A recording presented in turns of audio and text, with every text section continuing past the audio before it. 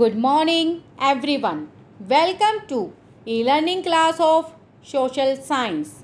Dear students, today we will continue lesson 3 of history, that is administration under the British. In the last session, we read about the dual government, the Regulating Act of 1773 and the Pitt's India Act of 1784. Today we will read about the Charter Act of 1813 and the Charter Act of 1833. Now question is, what does charter means? It means act passed by the British Parliament after every 20 years to regulate the company. Here we have to understand what were the main reasons to pass this Charter Act of 1813. In year 1600, Queen Elizabeth I granted monopoly to British East India Company. Here, this act pretended the company's commercial trade monopoly and also on the other side the trade with India. It was kept open to the Englishmen and also to the all British subjects. But the tea trade and also trade with China, it remained in the hands of the company.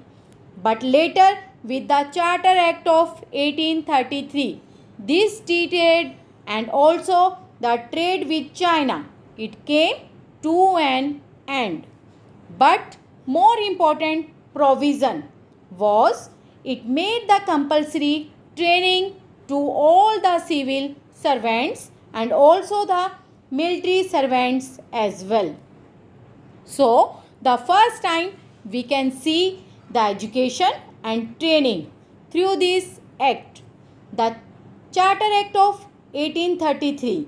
With this act, the company's commercial activities were completely closed down.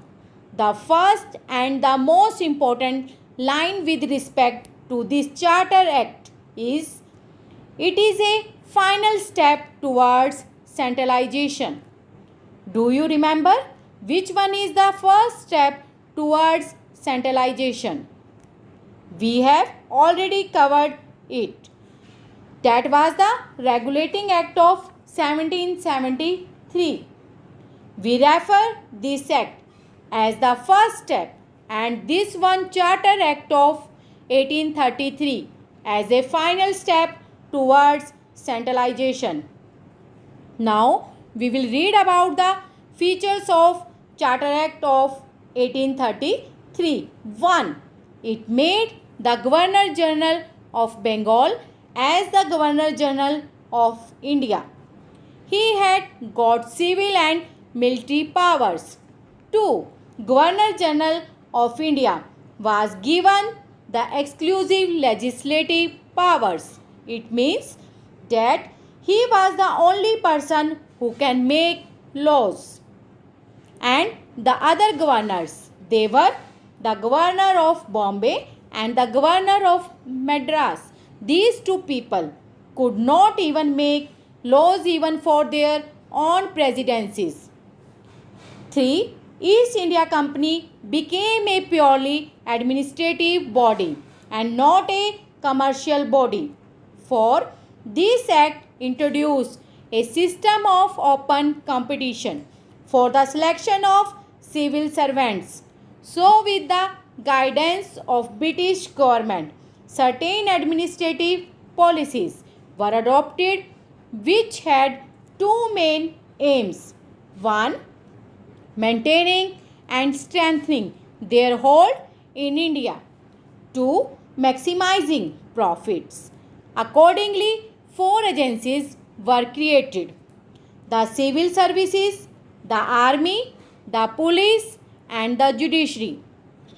Now we will read about the Indian Civil Services.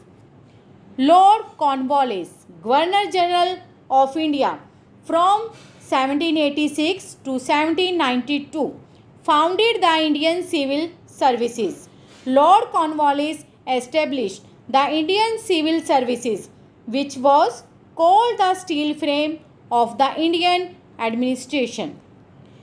Indian civil services were responsible for law and order and revenue administration.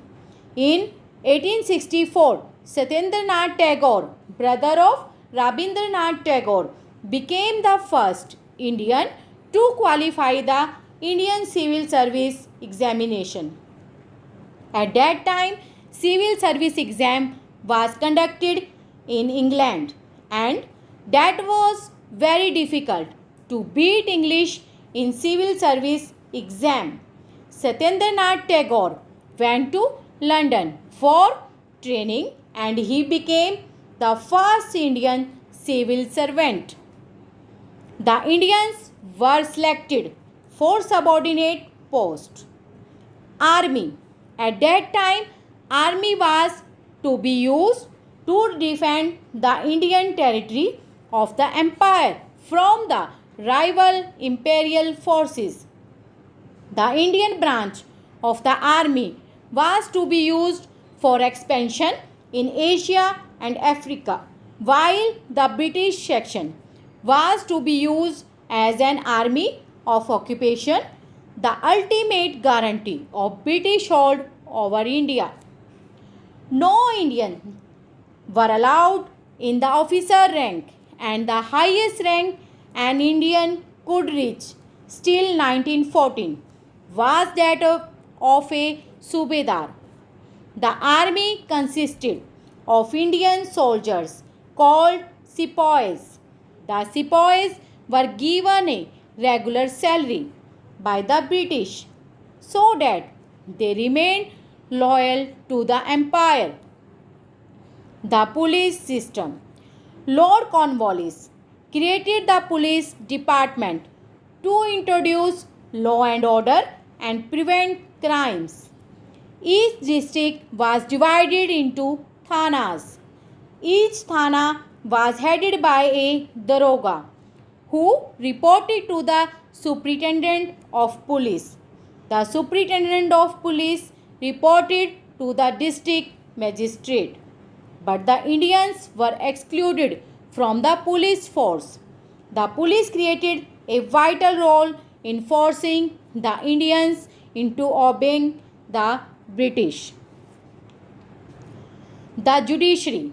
Until the British arrived in India, the judicial system was based on religious shastras for the Hindus and the Sharia law for the Muslims. In 1772, a new judicial system known as Adalat was established, where the Hindu Pandits and Muslim Qazis helped the presiding British judge interpret the laws. The British introduced rule of law. It means everyone was equal in the eyes of law.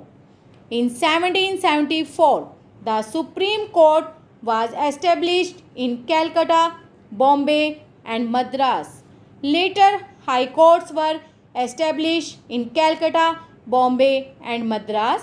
So, students, hope you have understood the lesson.